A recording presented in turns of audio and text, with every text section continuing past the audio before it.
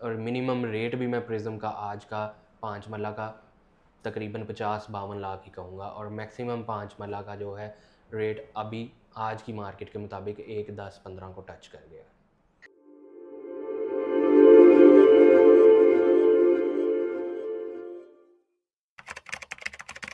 बिस्मिल्लाहिर्रहमानिर्रहीम, अस्सलाम वालेकुम। DHA लाहौर फ़ेज़ 9 प्रिज्म के हवाले से पार्टिकुलरली ओवरव्यू एक पॉडकास्ट में हम लोग करने जा रहे हैं। यहाँ पे हमारे साथ एक्सपर्ट होंगे DHA फ़ेज़ 9 प्रिज्म के हवाले से, जो पिछले काफ़ी टाइम से फ़ेज़ 9 प्रिज्म को डील कर रहे हैं। कुछ मॉस जो हमारे पास क्यूरीज आ रही हैं क्लाइंट्स की, उस हवाले से डिस्कस करते चलेंगे। साथ में आजकल मार्केट में जो हमें तेज़ी नज़र आ रही है, क्या रीज़न्स हैं कि इतनी ज़्यादा तेज़ी हमें नज़र आ रही है। रेट्स जो हैं वो कोई भी प्लॉट को आज का जो रेट है या अगले हफ्ते उसको अगर हम चेक करते हैं आजकल की मार्केट में क्यों चीज़ें जो हैं वो इतना ऊपर जा रही हैं, कोई चीज़ पकड़ी नहीं जा रही इस मार्केट में, उस हवाले से जो फैक्टर्स हैं उसको डिस्कस करते चलेंगे। इन्वेस्टमेंट पॉइंट ऑफ व्यू के हवाले से इधर 5 मरला 10 मरला कनाल कौन कौन से सेक्टर्स हैं जो हम लोग टारगेट कर सकते हैं, कमर्शियल्स का ख़ास तौर पे कि किस कमर्शियल्स में हमें जाना चाहिए, कौन सा कमर्शियल जो है वो टॉप नॉच लोकेशन का है जो फ्यूचर के अंदर हमें ज़्यादा फ़ायदा दे के जाएगा। चलते हैं हम लोग अपनी पॉडकास्ट की तरफ। हमारे साथ प्रिज्म के एक्सपर्ट मौजूद हैं, मोहम्मद मुनीब साहब। स्टार्ट करेंगे। अस्सलाम वालेकुम मुनीब भाई, क्या हाल चाल है? वालेकुम अस्सलाम, मैं ठीक हूँ, आप बताएं आप कैसे? मुनीब भाई, अगर ख़ास तौर पे आपसे पार्टिकुलरली प्रिज्म के हवाले से सबसे पहले मार्केट के हवाले से कैसी मार्केट है, क्या देख रहे हैं आप आजकल जो तेज़ी देखने में नज़र आ रही है, क्या रीज़न हैं, उनको थोड़ा ओवरव्यू दीजिएगा इसका। 9 प्रिज्म देखें, असल में काफ़ी देर से एक तो ऑन ग्राउंड डेवलप्ड हो चुका था, ऑन ग्राउंड आ चुका था, और पोजेसन कुछ ब्लॉक्स में ऑलरेडी था। ठीक तो है। घरों की तादाद भी आहिस्ता आहिस्ता बढ़ी थी। अब रिसेंटली कुछ रिहाइशें भी आना शुरू हो गई हैं, जैसा कि क्यू ब्लॉक में ठीक चंद है। रिहाइशें आई हैं, GOR में चंद अलॉटमेंट्स हो गई हैं, वहाँ पर भी रिहाइशें आ गई हैं। और इसमें एक DHA ने प्लस पॉइंट ये दिया है कि DHA ने अपनी वेबसाइट पर ऐड चला दिया है, आपके बिल बोर्ड्स, आपकी DHA के मेन बुलेवार्ड्स पे LED स्क्रीन पर ऐड चलाया है कि DHA कुछ मज़ीद ब्लॉक्स को बहुत जल्द पोजेसन देने जा रहा है। एक्चुअली अब चीज़ें जो हैं मेचोरिटी की तरफ आना शुरू हो गई हैं, ऑन ग्राउंड रियलिटी तब्दील हो रही है, काफ़ी लिटिगेशन एरियाज़ DHA क्लियर कर रहा है। तो ये एक नुमायाँ वजह है कि डेली बेसिस पे या वीकली बेसिस पे ट्रेडिंग हो रही है, लोग प्लॉट बाय कर रहे हैं, एंड यूज़र भी मौजूद है और बाइंग हो रही है, जिस वजह से रेट्स थोड़ा बेहतर हो रहे हैं। मुनीब भाई, FBR के जो रेट्स हैं वो सुनने में आ रहा है कि उसको भी कम कर दिया गया है, उसका मार्केट के ऊपर क्या इम्पैक्ट देखने में नज़र आएगा?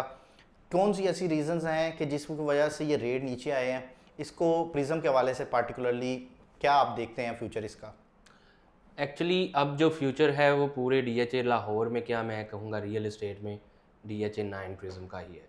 एक तो मेचोरिटी की तरफ जा रहा है, लिविंग आना शुरू हो गई है, DHA खुद उसको में लिविंग प्रमोट कर रहा है, लाइक अस्कर 11 के अपार्टमेंट्स, फिर GOR 9 और FBR के रेट्स बिल्कुल आपने जैसा कि कहा कि तब्दील हो रहे हैं। अभी इसका नोटिफिकेशन या इम्प्लीमेंटेशन नहीं हुई, बहुत जल्द इसकी नोटिफिकेशन भी आ जाएगा और ये इम्प्लीमेंट भी हो जाएंगे। और एक और चीज़ जो सुनने में आ रही है कि रियल इस्टेट पैकेज भी ओवरसीज़ को काफ़ी रिलीफ देने की तरफ जा रही है गवर्नमेंट, जो कि most likely by budget of 2026 ये चीज़ें अनाउंसमेंट और इम्प्लीमेंटेशन होना शुरू हो जाएगी। लेकिन ये भी इस वक्त तक कोई भी चीज़ ऑफिशियल नहीं है रियल इस्टेट पैकेज की, लेकिन बहुत ज़्यादा इसके चांसेस हैं कि ये इस साल लाजमी आएगा। देखिए, जब अगर हम FBR रेट की बात करते हैं तो मार्केट प्रिज्म की मार्केट पे उसका कैसे हमें इम्पैक्ट देखने में नज़र आएगा? ऊपर जाते हैं या नीचे जाते हैं? क्या उसकी हमें जो फैक्टर्स हैं ट्रांसफ़र कॉस्ट के हवाले से या ओवरऑल प्राइसेस के हवाले से, उसको थोड़ा बताइएगा। ऑब्वियसली बात ये है कि अगर कोई चीज़ रिड्यूस होगी, कोई आपकी ट्रांसफ़र एक्सपेंस कम होता है, तो उसमें बाइंग में थोड़ा सा बेहतरी ही आती है, क्योंकि आपकी ट्रांसफ़र कॉस्ट जो है वो थोड़ा सा कम हो जाती है। तो कुछ लोग जो होते हैं वो ऑटोमेटिकली इसमें इंटरेस्ट लेते हैं, और सिर्फ इसमें आपका ट्रांसफ़र एक्सपेंस नहीं, आपकी बाइंग पावर भी इंक्रीज़ हो जाती है। अगर आप एक टैक्स पेयर हैं, आपने बताया हुआ कि आप 2 करोड़ पर ईयर इनकम कमा रहे हैं, तो जब FBR रेट कम होगा, तो FBR रेट कम होने की वजह से आपकी बाइंग लिमिट भी 2 करोड़ की हो गई ज़्यादा। मतलब पहले आप 1.5 करोड़ में एक प्लॉट बाय कर रहे थे, अब अगर लेट्स सपोज़ वो एक कनाल के प्लॉट की FBR वैल्यू 1 करोड़ हो जाती है तो आप 2 कनाल के प्लॉट बाय कर सकते हैं। क्या ये मैंने एक एग्जांपल के तौर पे आपको बताया। इसी तरह आपकी पावर, जो बाइंग पावर है वो ज़्यादा हो जाती है, ऑटोमेटिकली मार्केट में भी बाइंग ज़्यादा होना शुरू हो जाती है। एक और चीज़ जो देखने में नज़र आ रही है, 7E के हवाले से मार्केट बहुत ज़्यादा हिट किया था मार्केट ने। अब 7E की जो चीज़ें हमें सुनने में देखने में नज़र आ रही हैं कि कोर्ट में उसका चीज़ें चल रही हैं कि शायद उसको ख़त्म कर दिया जाए, या जो अभी एक कंस्ट्रक्शन पैकेज की जैसे आपने बात की कि उसके अंदर 7E को शायद ख़त्म कर दिया जाए। इस हवाले से आप क्या कहते हैं, क्या मार्केट पे इम्पैक्ट आएगा अगर 7E ख़त्म हो जाता है? और 7E इसको थोड़ा आगे एक्सप्लेन कर सकें कि वो क्या टैक्स था?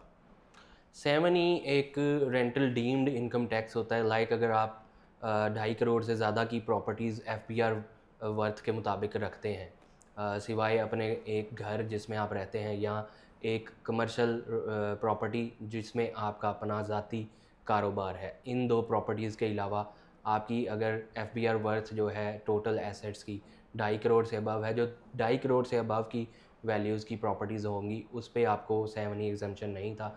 पर ईयर आपने उस पर रेंटल डीम्ड इनकम टैक्स पे करना था 1% of each property FBR worth के मुताबिक।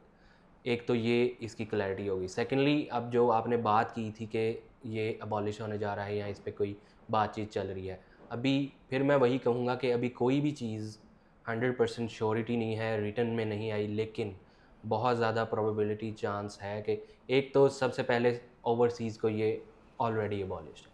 पहले आपको स्पेशली जाके कमिश्नर से इसकी अप्रूवल लेना पड़ती थी।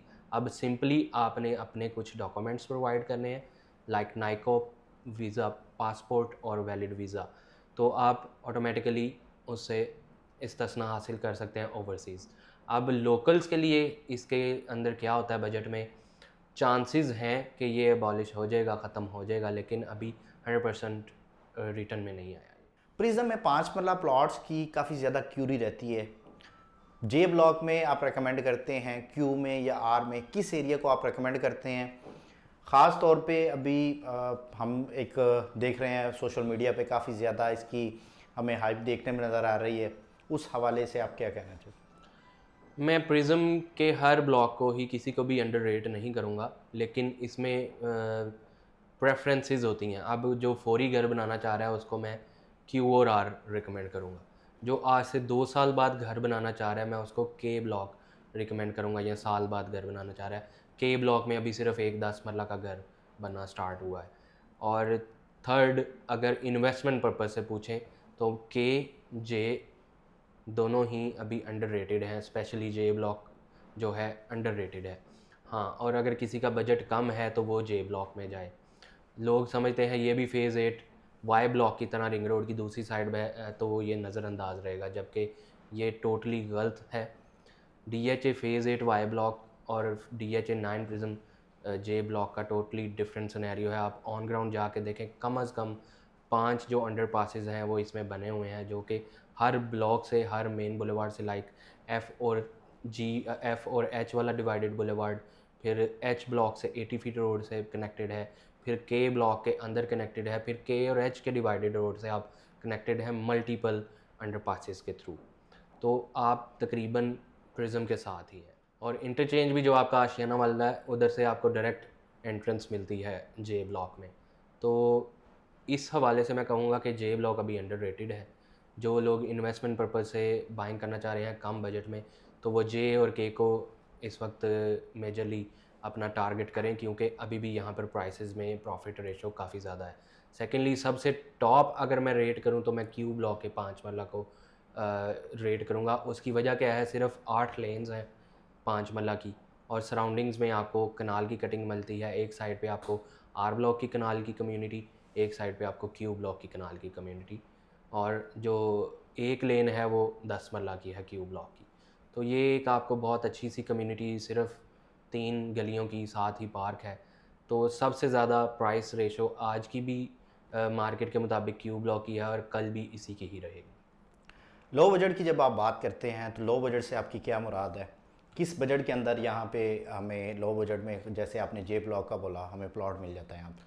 जे ब्लॉक में देखें, अगर आप थोड़ा लोकेशन पे कंप्रोमाइज़ करते हैं, कुछ लोगों का बजट होता है ओनली 5 मिलियन, तो पूरे प्रिज्म में अगर आप 100% on ground developed with all development charges paid अगर आप कहीं पर प्लॉट देखेंगे तो वो सिर्फ जे ब्लॉक है। वजह यही है कि लोगों का इतना ध्यान नहीं है, थोड़ा सा साइड पे है। अब वो 50 लाख वाला प्लॉट कौन सा होगा, वो ऑन ग्राउंड भी क्लियर होगा, उसके डेवलपमेंट चार्जेस भी पेड होंगे, लेकिन आपको लोकेशन पे थोड़ा कॉम्प्रोमाइज़ करना पड़ेगा। ये किसी बाउंड्री वॉल के साथ बिल्कुल होगा। और मिनिमम रेट भी मैं प्रिज्म का आज का 5 मरला का तकरीबन 50-52 लाख ही कहूँगा, और मैक्सिमम 5 मरला का जो है रेट अभी आज की मार्केट के मुताबिक 1-10-15 को टच कर गया है। अगर डीएच लाहौर के अंदर 5 मरला प्लॉट लेना है तो क्या इस बजट के अंदर, जैसे आपने बताया 50-52 लाख 55 लाख रुपए में, क्या हमें डेवलप प्लॉट ऑल पेड और किसी जगह पे हमें मिल रहा है? जी बिल्कुल नहीं। डीएचए के इस टाइम तकरीबन 12 फेजेज़ हैं जो कि ऑन ग्राउंड हैं, डेवलप्ड हैं, लेकिन मुझे नहीं लगता कि इस तरह की लोकेशन में कहीं और आपको डीएचए में इस प्राइस पे डेवलप्ड और डेवलपमेंट चार्जेस पेड प्लॉट मिलेगा।